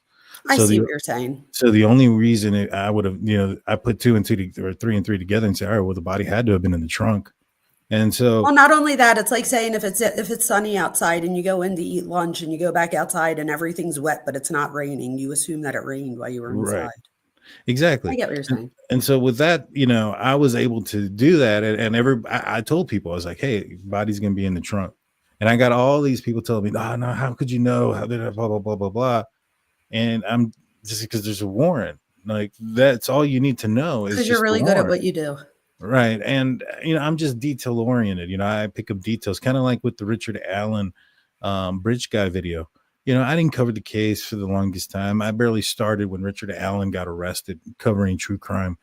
And when I looked at the bridge guy video for the first time, I pointed out that, yeah, this guy's like short. You can tell several different things. One, on the bottom part of the pant leg, it's folded up. You can see the bottom where it's a different shade of color. It's folded up. That only happens with people that are short. If it's Ron Logan, who's 6'2", you'd probably be seeing some high water motion when he's walking, not the fact that he has a saggy, baggy, pants down there that have to be folded. Same thing with the scrunched up sleeves on the arms, the brown shirt that went out underneath the sweater, excessive amount. I mean, this guy lives in a small town in Idaho. I doubt they're doing a lot of fabrications to t-shirts and stuff like that to make sure that they are tailored to him. So obviously the guy that's walking on the bridge is probably 5'5", 5'4". Come to find out that's So exactly I would how it argue goes. though too that could be why you're so successful at YouTube and stuff is because you are good at your job. So like there might not be other people that really are as detail oriented. So therefore they're not thinking of those things, but they're the reason that you attract people because they want to hear what you're thinking because they know that you're. So I think a lot of that too has to go with I you just appreciate being that. really good at your job. I appreciate that. But I just think that there's other folks that are out there that can do the same and then can confuse people into believing that they can, see the future. That's going or to talk strike to me the down dead. dead. And same with psychology. If anybody on here is watching, I'm a scientist. Like I should be like, oh no, but I don't know what it is about her. I don't technically believe in psychics, but there's something about that woman. I don't know. But Right. that could just be me again. And that there's nothing professional behind that, you guys, because my profession says that that's not real. So this is just me like watching it and being Yeah. like, oh, damn. But I've again, never- who knows? I've only seen a handful of things just because, some folks in the disc. She brought up about the pool party. Yeah, but there was That a was lot weird. of pictures on Instagram of them in She bathing did it suits. 10 days before it came out. There's a lot of pictures of them in bathing suits online. I see what you're saying. So like what's the probability is that they've been doing. So what you're saying is that like how much of this is just probability? Like during the summer, you're a 20-year-old, you're beautiful, like you're probably going to be at the beach or at the pool or somewhere at that point. I see what you're saying. So how In much of it fact, is I think early on, right? So early on, a lot of people thought it was the ex-boyfriend, Jack Decor. And if some folks were pointing out some of the things that he was saying online. In fact, there was a comment that he had mentioned to Kaylee on a bikini picture that was childish and immature, boyfriend, girlfriend type of comment. And people were looking at that like, oh man, that's an unusual comment and this, that, and the third. And then shortly after that, this bathing suit pool party thing comes up. And I'm like, man, that's all because of all this commotion about this bikini picture and all these bikini stuff that they have on their Instagram. There's the I see. connection there. and To there's me, no way that I could prove it either way. So right. And so to me, I mean, sure enough, yeah, Bryan Kohberger goes to a pool party. That's interesting. I mean, they said that she went to a pool party, he went to a pool party, but there's no one ever necessarily saying they went to the same pool party. and apparently he got 2 phone numbers at the pool party. So the Papa Roger thing, I do think if that is him, I don't know if you noticed, but he spelled Roger the same way Elliot Roger spells Roger. So I feel like whoever Papa Roger is trying to say like even David, Daniel, I just said David, Daniel, think about it, right? Papa Roger would be better than just Elliot Roger, because the dad's the ultimate. Like everything this guy does, he has to be better than you. Not you personally, like, but better than you, right? So like Papa Roger is like the dad of, I mean, so even that is very arrogant and narcissistic to call yourself Papa Roger Daddy and spell Roger. it the same way. Right. But that also brings into the whole thing about the incel and stuff. And I just don't know that we have enough information about that, because I did hear that at the pool party, he tried to get 2 phone numbers and he got them. We know about the girl with the birthing hip. So we know that he's had dates and stuff before. However, there's nobody coming out that like has had a long-term relationship with him or that can vouch for his, like, I don't know, player skills. Like nobody's Right. But again, he supposedly got 2 phone numbers at the pool party. So that would, I don't know how true that is though. Yeah. I mean, no. Yeah. I mean, he supposedly he did. Apparently, according to Howard Bloom, he spoke with them. They began to receive calls that were somebody just breathing after that. So go figure that. But to answer these, so do you know what that would be? Masking, like you were asking in the beginning. So through masking, he learned how to ask a girl out. Maybe it was on a movie he watched. Maybe he watched a movie where there was somebody that was like really fly and he's trying. You never know. So a lot of people do mask, and they do, especially with like antisocial personality disorder, they mirror you. So even the way you're sitting. So if you cross your legs, they might cross their legs. If they notice that you wear a hat backwards, they might put their hat backwards. You know what I if noticed? They notice that you might have been a cop before, they might bring up how they were when they were younger. They were a security guard, and again, it's just a way to try to. If you watch American Psycho, the way the guy holds his hands is the same way Bryan Kohberger does at court. Have you ever seen him? I haven't seen the movie in so long. I'm gonna have to rewatch it. He holds his. I can't do it because I have my hands like this. Yeah, and we call that the steeple. And he was doing this is that, showing power. Yeah, he was doing that during court. There's a picture of Bryan Kohberger doing that specifically, and in the movie, Patrick Bateman does that exact same hand gesture, and it's on purpose, like that. I was just going to say, it wouldn't surprise me if he didn't do that on purpose. And again, because he knows that people that read body language, when they see this, they see somebody that's confident. So maybe he wants to make us look like, he's confident, like he didn't do this. Again, I think he thinks that nobody could see through him, but we do. I agree. And the second part about the reason for the long drive, I actually think it was to elude the investigation. Law enforcement was going to say, they were going to find vehicle images of his vehicle, and they were going to look for that vehicle on camera. And if he would have driven just straight home, law enforcement were going to get pictures of cameras in Pullman and all of the surrounding cities and be like, all right, how long would it take to get to Pullman from Moscow? It'd take about 10-15 minutes. All right, give me the first 40 minutes. From 4:20 to 4:50, or put it from 4:20 to 5 o'clock. And I want to see all the cars pulling in. Do I see a white Elantra without a front license plate? Boom, boom, boom. Nothing there. Close it out. He drove so that it took over about an hour, a little bit more than an hour for him to get back home. I feel that was so that he would elude that investigation. He felt fairly confident to go straight to his house. I mean, he didn't, go through some random neighborhood or anything else like that. He went straight into Pullman to his home. So I think that I really think that he thought he was going to get away with it. Again, I think he thought that the police officers were rural or not smart enough. And I really thought that he thinks that he was going to get away with it, that he was going to be a better, because people say nowadays with all the technology that it's so hard that we're going to see less and less serial killers because of that, because we have the technology to, catch people sooner. So I think for him, it was like, let me show you guys how you don't get caught. Well, yes and no. I think that you have to kind of know that you're dealing. I don't know. I don't know. Think about it. I never thought about that. But if he did want to and again, this is all speculation, you guys. So he either wanted to get caught or he didn't. If he didn't want to get caught, it's because he wanted to do it again. And he wanted to be like the one, like the godlike figure that could tell you that you're wrong because he knows. Or on the other hand, if he did want to get caught, it would be more so that he would have people like me reaching out to him that want to write books on him and want to interview him. And now he's finally somebody. He finally has an identity. Yeah. He's the BCK killer. Yeah. Yeah, no, you're absolutely right. I think that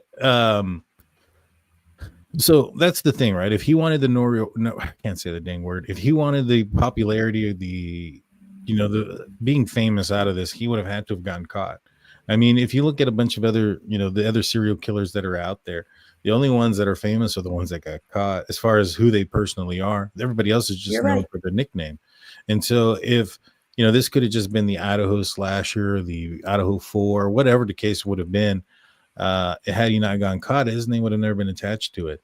And even if, let's just say he gets caught later on in life, but it's so far in the future, like for instance, the Zodiac, I think they know who that guy is now, but nobody still knows who he is, the Zodiac.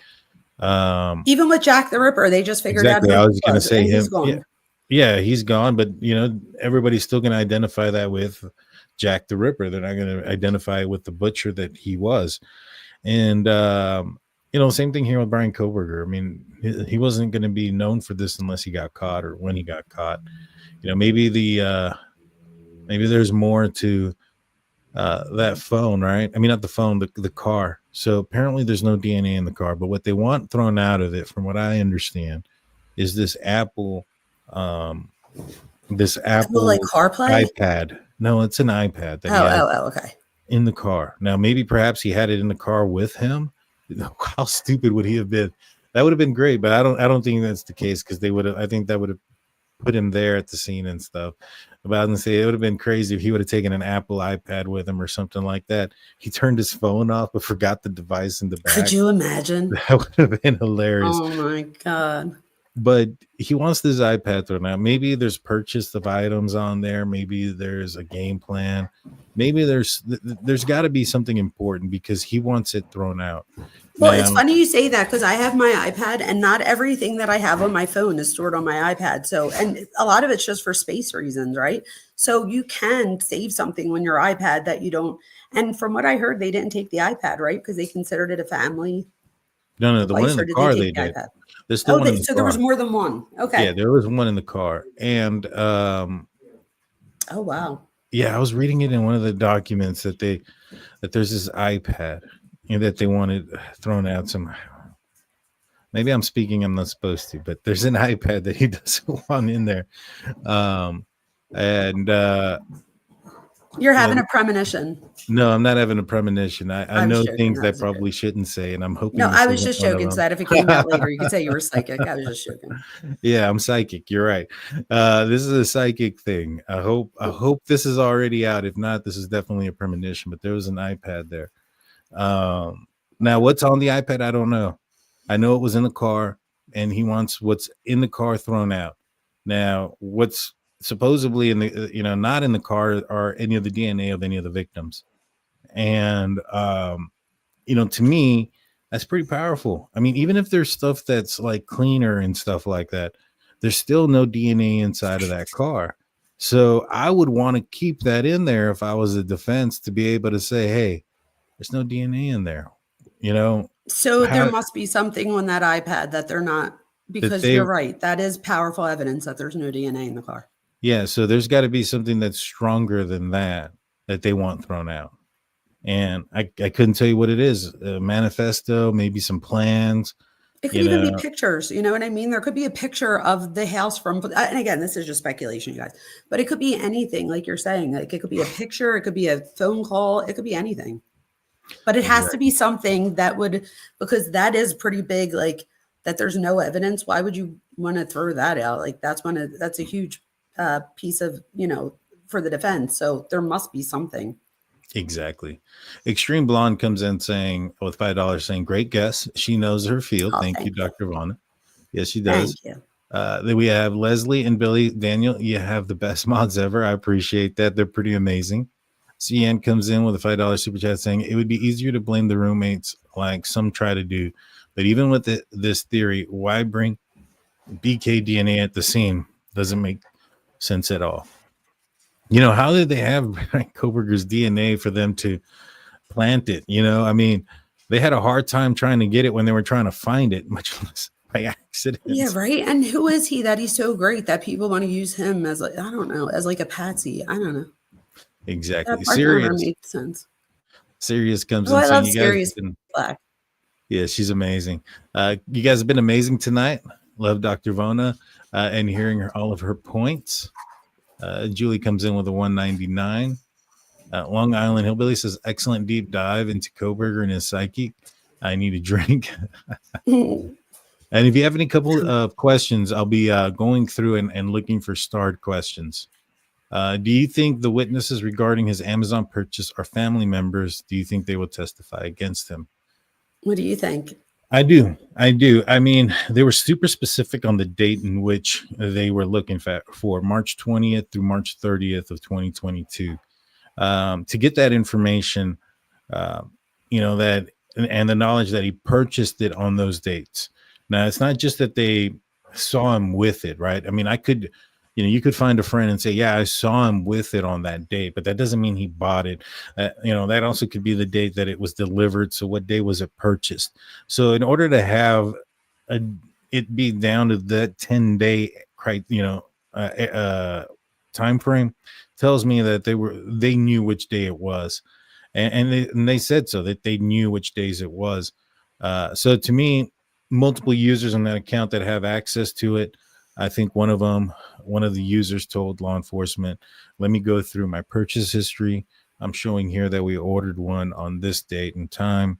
And then they say, all right, well, now they have to go and get a warrant for it with that information.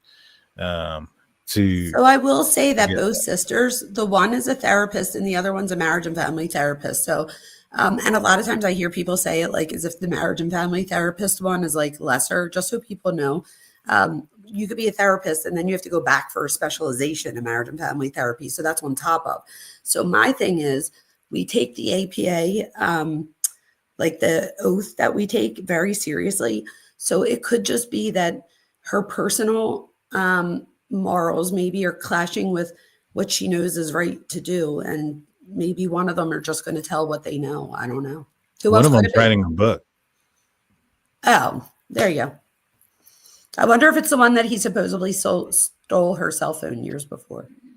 Could be, but one of them's writing a book. I mean, if one of them's writing a book, that tells you something. That's crazy, right? I didn't know that. Yeah, one of them's writing. LL Cool J said that this is one of the only pictures that he's ever seen him look this happy, and I actually agree. Even when you look at his graduation picture, when he's getting his diploma from the stage, he even looks miserable there. Yeah. I agree 100% that he looks so happy. Like I see contempt in his face right there. And for people that don't know, contempt is something that we can't control, right? So it's a micro expression. And I see contempt here. If you notice the lines on his face when he's smiling in both, it's almost like he's trying to hold back the smile in the second one. That's a sign of contempt. That's, I know something a little bit more than you do. And again, that all goes to his thing with control and feeling like he is grandiose or somebody that isn't superior. Mm-hmm. Yeah, that's a good observation. I tend to think that if he did something in his past, start looking around that other date when that picture was taken, because I don't believe in coincidences. Let's see. Gemma says, how do they prove Bryan bought the knife? Is it his father credit card and Amazon account? No, it was his. So in the footnotes on a previous document, the defense stated just because an item was purchased on one person's account using his credit card delivered to his address doesn't mean that they had possession of it or something to that nature. And so they have verified that it was purchased with Bryan Kohberger's financial means. So let's see. I wish DT would ask. We already went through Papa Rogers. The question comes in: do you think BK saw Good Dylan? Question. And I don't. Did So he know what Bethany was there? Okay, so I think what happened was Bethany, I'm not sure about, but with Dylan, I think Jeff and I are on the same page with this, Jeff H. So we both think that when he came in, even if he knew the layout of the house before he came in, you might not think of all the little things as when you're right there. So there's a step, right? So when he came in, who knows if he didn't realize the step was there. I think he was looking down at the step to make sure that he didn't trip, because what would be worse than cleaning up or doing whatever he did to trip at the very end and leave DNA? So I really think that he was looking down to see where he was walking, and I don't think he saw her. I don't think she'd be alive if he did. That's just my personal opinion. Yeah, I don't think he saw What do you her. think? I don't think he saw her either. And if he did, I think that he knew time was up. Whether it be, he had no idea if she called 911 or not, so he had to get Or out if of she had a there. boyfriend in the room that might fight him, or you know what I mean? That too. Yeah, I mean, one of those I just two don't things. think he but saw her. Yeah, I don't think he saw her. Sam says, crazy thing is that Kohberger's all dressed off to go to work, but we know that he skipped work that day. No way he's dressed up to stay home. Here's the That's a crazy great thing. point. So this was taken on Sunday. So this was there was no school. He was off the 14th also. 14th was Monday. November 13th was Sunday. So he didn't take off on Monday. He just didn't He have took school off that Monday. day. No, he took off Oh, Monday he did also. take off. Okay. Yeah. So the murders happened. It was Saturday the 12th going into Sunday the 13th at 4 o'clock in the morning. And so this was on Sunday the 13th at 4 a.m. is when the murders took place. The picture is at 10:30 on Sunday. This is after he's returned back from the victim's residence. And so, he got back probably about 30 minutes prior to this. I think he was there till about 9:30 or so. So this was about 10:30, about an hour after he's gotten back. He's wearing a button-up shirt. However, I also am curious about this because, what do we know he did right after this was he went down to Clarkston, Washington. And then he went to some coffee place, Kate's Coffee. And then he went to the Albertsons that was down there, purchased a few items. And then he went back up to Johnson, Idaho, or Washington, I apologize, where he turned his phone off, heading towards the area where they believe him to have been during the time that his phone was off just south of Moscow for about 5 hours.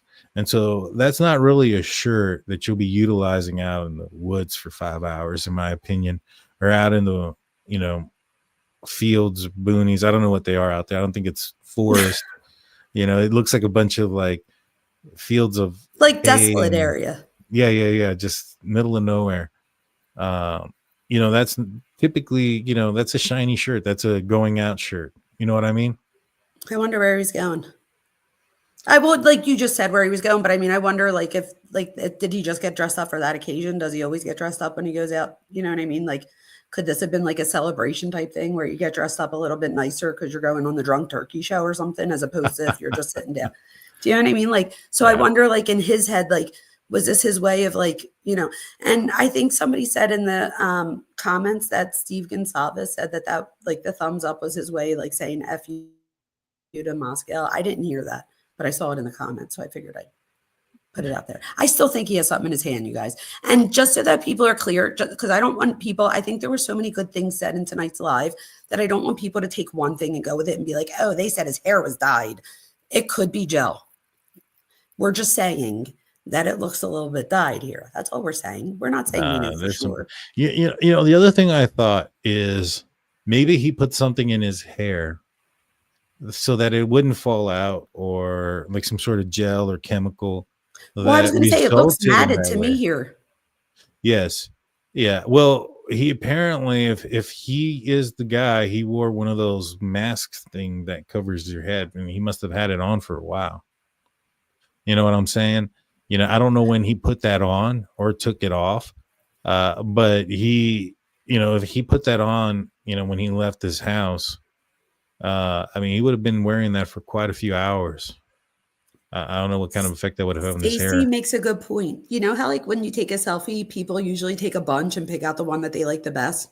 I wonder if there's other ones that he tried to take that but this was his favorite. That would be very interesting to see if there was more than just this one, because if he deleted them, they would still be able to get them.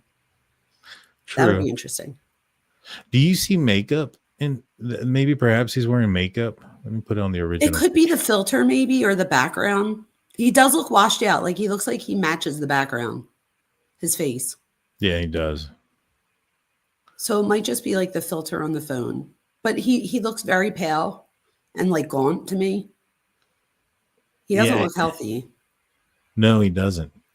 You know, and that's one thing that I've noticed of him being in jail is that he's looked a lot healthier since being arrested. I mean, He has even when so he much was so that there's arrested, women out there that want him. that's true. Even when he was arrested, though, he looked healthier the That's in the true. mugshot than he does here. That's true. So that would say to me psychologically, you are so right. So that would say to me psychologically that going home, he might have felt safer. That makes me wonder about his relationship with his mom. I'm going to have to look into that more. I'm going to have to look into that more before I speak any more on that, but I'm going to look into that. Well, I know I his think there's mom. something to that. His mom had, I think she spoke about Ted Bundy. She had also had an opinion on the Uvalde incident. I didn't know that. I did know about the Ted Bundy thing. I didn't know about that though. Yeah, I can't remember exactly what it was that she had said, but she had some sort of comment in an article or something about the Uvalde incident as well. Do you think the dad like not knew out loud, but like do you think the dad had like a thought of it on the ride home? According to Howard Bloom, he did. What do you think? According to Daniel. Um, Because I again, do would we have really thought know? that. I mean, he probably knows his son more than anybody, right? Knows his son so much that he asks people to be his friend and things of that nature because he knows that he's an outcast. He knows what his son is capable of. He's called the police on his son. I think that he Oh probably, yeah. I think he probably would have had some sort of indication to it. It seems like, according to Howard Bloom, that he was telling people, at least, about some of the situations on the road trip and some of the arguments that they had and how he was behaving that may have, I don't know, kind of like Dylan, right? Like calling people to get just not a sense of like peace, like, hey, you're okay. Validation. It's not what you think. It's kind of the same thing here. I think he Right, was like with asking friends Xana. and Xana saying, was wearing all black. I think that was just a exactly. way of being like, relax. Like it was, they're playing a prank. Exactly. And so I think that he's probably looking for somebody to just tell him, you're probably just thinking too much into it type of stuff. And so I think that there was some of that there. It definitely sounds like other members of his family may have considered or thought that he'd been acting weird and maybe So in perhaps. psychology, we call this cognitive dissonance. So it's when you feel two ways about one thing or you try to rationalize something because you don't want to feel that way about it. So his dad could have maybe, thought things, but that was his way of trying to be like, talk to somebody else so they could be like, no, like, And again, that's cognitive dissonance. You don't want to believe that your son's capable of this. So you try to like pick out things like, nah, it can't be. And then the daughter says something at home around Christmas. And then she probably was like, nah, maybe. So we do this all the time in our lives every day. We do. A lot of people have cognitive dissonance. And again, it's just feeling two ways about one situation. And his dad could have very well have thought it and then tried to rationalize why it wasn't him. He probably didn't want to believe it was him. I wouldn't. Yeah, I don't think anybody would want to. His knuckles look swollen the way you just did that. Yeah, no, his hands look weird. His thumb looks small. His thumb may look small because the rest of his hand is swollen. Is that what it is? It could be I think that. that's what it is. It could be that. One of the things about the coordination stuff, they mentioned that his dexterity and incapable of being able to commit this crime. I've noticed that there was some folks who had indicated that he was writing something with his left hand at one point. A lot of people have seen him write with his right hand. Steve mentioned something early on that the injuries don't match. I've asked him what he meant by that, and I haven't gotten a straight answer. I'll be honest. I don't know what he meant by that. I assume. I just think it means that they were more brutal with Kaylee. Right, and that's what I assume too. I don't think that it means that Kaylee was the target, though. No, but a lot of people possible? think that because it was more brutal that she was the target, and that doesn't necessarily mean that. Right, but is it possible that this guy is? I can't think of the name of what it is, but where you have the ability to use both ambidextrous. Correct. Yeah, he could be ambidextrous. However, I would say this, right? So this developmental coordination disorder, I literally wrote this real big, explains why some people might trip, but not why you would stalk 4 people, kill them, and then do you know what I mean? So like even if he does have this disorder, it might explain like, a trip or something here or there, but it doesn't explain meticulously calculating this whole How do you get plan. diagnosed with something like that? Is that like physical, like, hey, your ankle doesn't work right? No, and this is why I think that it's so important to have people like me coming out and showing people the other side of it too, because it's not like when you have like high blood pressure, there's like a test, we put the blood pressure cuff, or we take your temperature and we write it down. It's not the same thing with psychology. So that's why I was saying the defense is only going to hire people that are willing to say that he fits these particular disorders.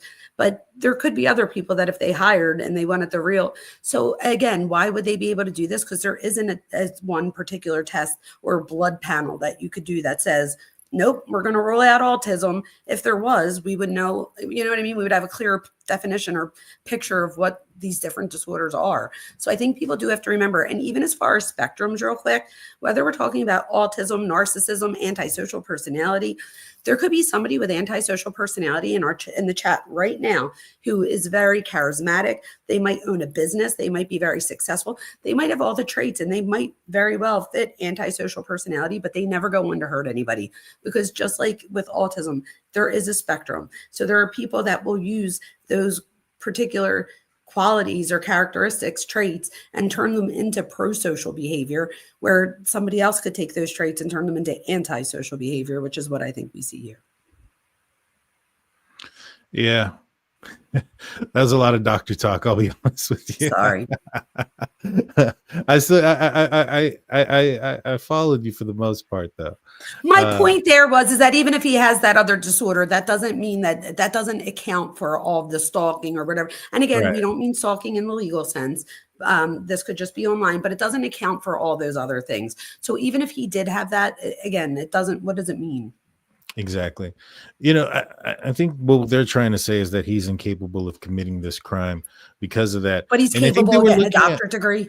Right. And well, they were, because I remember there was a specific point in the documents, I think, mentioned his walk, because he when you watch him walk into the, I think it was one of the courtrooms before they took out of the cameras where they were allowed to zoom in on him.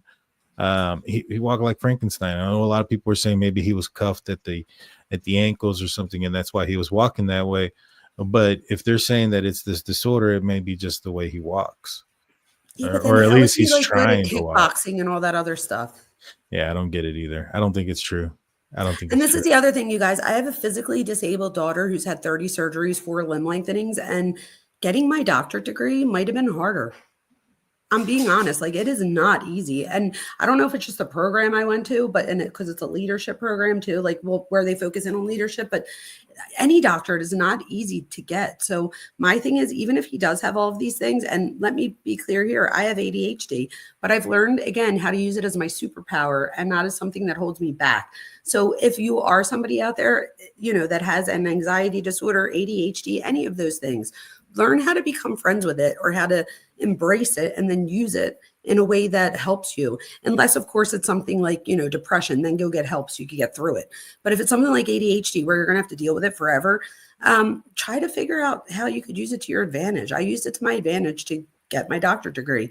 I could have used it to my advantage to go steal cars or something. Do you know what I mean? Yeah, exactly. So I think a lot of it goes back to Powers for good. antisocial and pro-social behavior. It's like, where do you want to put that energy?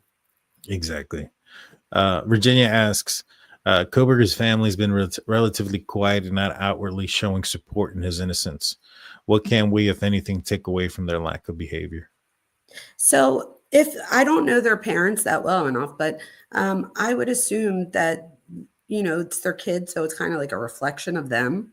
So this might just be like their way of saying, he might be away for the rest of his life, but we still have to live out in these streets. And they don't want other people to put them in the same box as him, right? And then ostracize them. They still have to live.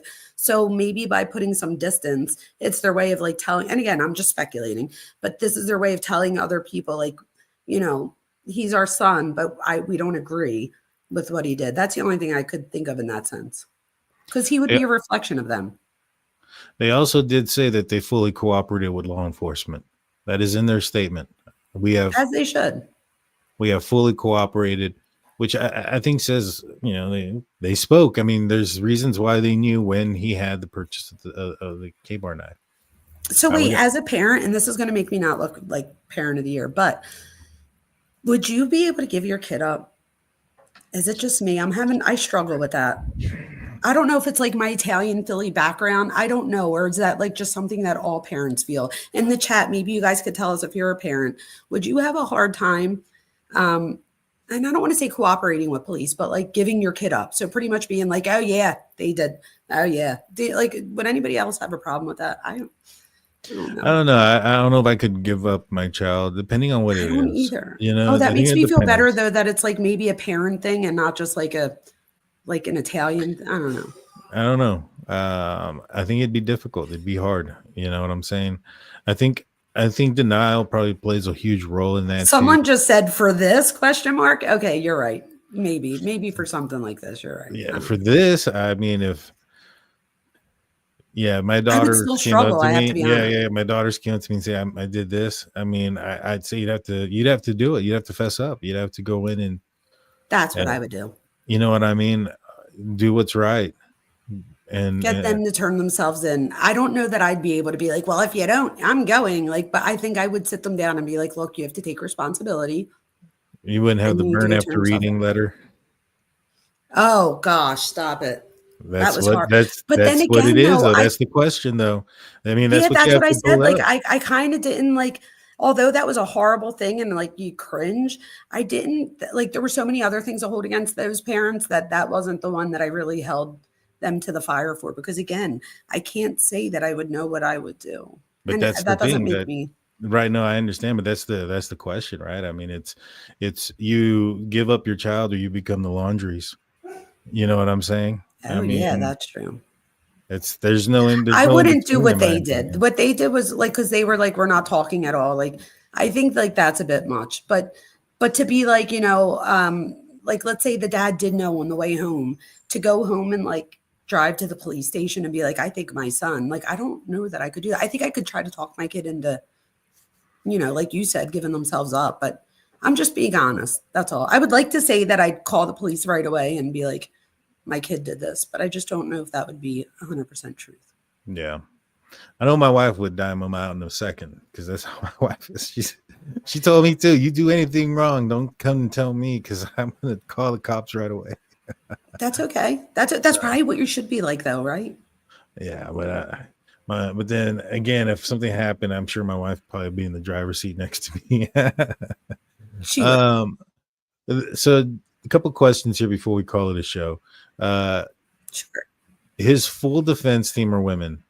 Do you think that's an influence to the public and the jury, a team defending him that is comprised full of women?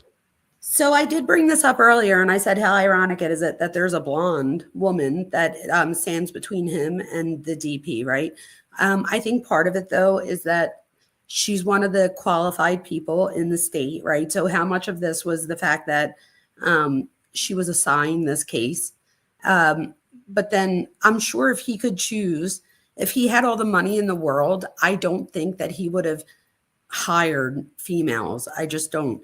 But I do think that I don't think that it's done on purpose. No, I think that I do think that she could have made, what's it called when you step away from a case, when like a conflict of interest, because she technically defended Xana's mom and stuff in other cases. Yeah. But again, she's also the public defender. Yeah, but she's also the public defender. How do we know how many they have? Don't they have thousands of cases? Yes, but a different one could have been. She's not the only public defender either. That's true, and I think there's about 10 of them that are DP qualified. Maybe, I'm not sure. I know that there was at least 2 in the area, and I don't think the other one was. I think he was a male. I could be wrong about this. I could be completely wrong about this, but I thought he was a male. I think he was just not in the same jurisdiction. I think he was a little bit further away, but he didn't have any connection to anybody. Sometimes I wonder if she does all this defense stuff to like almost like prove that like she is qualified to him. Almost like, I don't know, like she's like throwing everything out there, or how much of this is him saying, I want you to do this or do that. I don't really know. But I don't think that it was on purpose. Like, I don't think that it was like, because he didn't really have a say. It's a public defender. Yeah. If he paid for it and this is what he chose, then I might say yes, it would be to show the public that, like, oh, look, I love blondes. But because he's a I don't think he really had a choice. Yeah, that's true. That's true. The next question, 1,000%. So wouldn't you need to, so we call this the Goldwater rule, which I said earlier. And again, the reason that we have this rule is because we didn't have all of this video and, messages and stuff. So people would just hear things and then give people a diagnosis. So that's why I said 1,000 times, you guys, that none of this is a diagnosis. That if I was in class right now and we were, talking about abnormal behavior, this might be an assignment that I give. And it might not just be him. I could give an assignment with like somebody with obsessive compulsive disorder or anything, anxiety, anything, and have them go through it with the DSM-5 TR, which is the Diagnostic and Statistical Manual. So we use that in class. So you could use this. And if I were a student, this is what I would have came up with. This is what I would have handed into my teacher. So again, I'm not diagnosing him. Yes, I would have to sit down with him. I am qualified to diagnose him, but I haven't sat down with him. So that's why I keep calling it like traits. Yeah. Yeah. I would too, whether it be him, BTK, I would interview a lot of these guys to see, just to kind of get what makes them tick, me. I don't know that he would talk to you. Yeah, he probably wouldn't. He probably hates me. But not just that, even if he doesn't know who you are, once he found out that although you were a cop, so yeah. I bet you if you started it out identifying with him about wanting to be a cop, but you went down a different route or something, I guarantee you that might be something that puts you on the side as a guy. I think it might be easier for a female to get him to talk, because I think that he thinks he's smarter than females. Right. Like where I think he might think that you might pick up on things that like I would never guess, because I just I'm not smart enough to do that. I think that I would be I would challenge him. I think I could challenge him for his intellectualness.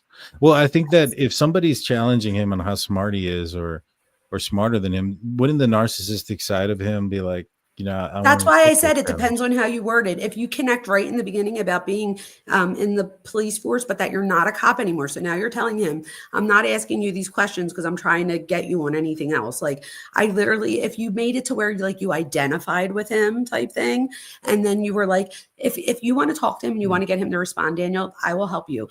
You need to feed his ego. Tell him like, wow, like that was mind-blowing. Like you almost had everybody, like you have to feed his ego, because you want him to be like, what I mean? I was interrogating him, I definitely. Well, that would be different if you were interrogating him. But if you wanted, but if you did ever write him and you want him to respond, there are a few things that you could write in there that might play to his ego, and because again, he thinks that he's smarter than everybody else. So if you outsmart him, it is possible.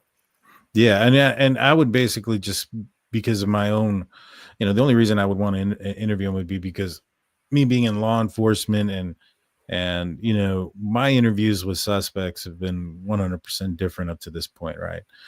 My interviewing with suspects have been interrogations. I know you did this, that, and the third. To see what makes a person tick, and not having that boundary of I'm trying to press charges on you and just letting this dude talk about so much. I mean, there's probably some things that we can figure out. Did this guy commit another crime before? No, absolutely. But you would get more out of him by like playing to his. 100%. Yeah, 100%. And like I've done that. So smart. Right. Exactly. I've done a handful of interrogations. I've never interrogated somebody of this, that's committed a crime of this magnitude. I'll be honest, mainly burglary, theft, stuff like that. I never investigated a murder. I've been to several crime scenes and have assisted, but I was not the investigator. You know what I'm saying? And so, I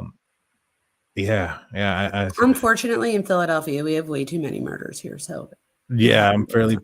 Well, Living in a bigger city will definitely make that happen. But I thought Yeah. Philadelphia was the city of brotherly love. What's Yeah, going on no. here? Yeah, A lot I of people hear. that come to Philadelphia aren't from Philadelphia. Like we have a huge drug thing down at like Kensington and Allegheny, but most of the people down there are coming from other places. So I think a lot of it has to do with that too. But we definitely have high crime. You know, For if the sure. Steelers play Oh Philadelphia no, here we go. and I go out there in my black and gold, are you going to boo me? That's what I need to know. I wouldn't be a Philly fan if I didn't. Right? Like we're like crazy. So I just wouldn't be a Philly fan if I didn't. But I will say that when like the DL, I'd be like, you know, I'd still support you. But in public, I'd be like you're going down. We got you. So absolutely, I would talk shit. I still will That's talk shit awesome. throughout the thing. You'll get messages from me like, how about Yeah. those Steelers? Wow. Well, I You know what I mean, mean? this year is not gonna. Well, we'll see. We'll see. We got DK, so we'll see what happens. Well, guys, You have no this hit with the is. Eagles. We'll see. Wait, one last thing before we hang up. If you ever do interview him, will you do me a favor and ask him the interview questions that he set out to ask other people? I would. I don't think that it's ever going to happen, to be honest with But you. if it does, you never know. Yeah, if it ever does happen, like if a situation happens where he wanted to challenge me, I think it'd probably have to be more that than anything else. Like, hey, And again, almost make it sound like you couldn't think of any better questions to ask. Like his questionnaire is just, and think about it though, his questionnaire is so creepy that if he did answer the questions, you would get a lot from it. But again, I would word it as like, this is an amazing questionnaire, like something like that, to where like I would just inflate his ego the whole way. yeah, that'd probably be one way to get him to do an interview. I don't think he'd probably want to do an interview with me though. I don't think before like a trial or anything, but I Oh, do of course think not. that after he's exhausted like his appeals and stuff, he absolutely would, because he would want people, because if I told his story differently than the way in his head it occurred, then that's going to bother him. So he would have to be the author of his story. You see, the approach I would be at would be more of the, you got a lot of people that think you're innocent. I'm not one of them, but I'm willing to hear what you have to say to see if you can convince me. And although I wonder doubt if there's acting like you were a anything, Kohberger would help. I mean, it probably would, Because but then he would think that he got over on you, because he would be like, oh, like this person's definitely like I'll talk to them. They obviously don't get it. right. Who Yeah. knows? I guess we'll find out someday, right? Thank you Maybe. so much for having me on the show, Daniel. I We said we were appreciate going it. to do an hour and we've been on here for 2 hours. I could talk about this all day, right? Thank you, everybody, for welcoming me. I appreciate it. I'm not monetized, so if people would just go over and give me a subscribe so that other people, I just want people to know about psychology. I want people to have a place that they could go to and talk about, things that they can do, and have another, a group of people that care. And I care. Exactly. Go check her out. Make sure you give her a subscribe. Let her know that you got sent from us, the DT show. Put it in Please the do. comment section, whatever you can. Let's get her up to 1,000. Great interviewee. The content that I've checked out so far has been excellent. I think you're spot on a lot of the things that you're saying, and I look forward to having you on again sometime soon. I look forward to that. Thank you, everybody. Thank you for having me. Everybody have a great night. Be safe. We'll see you guys next time. Peace out.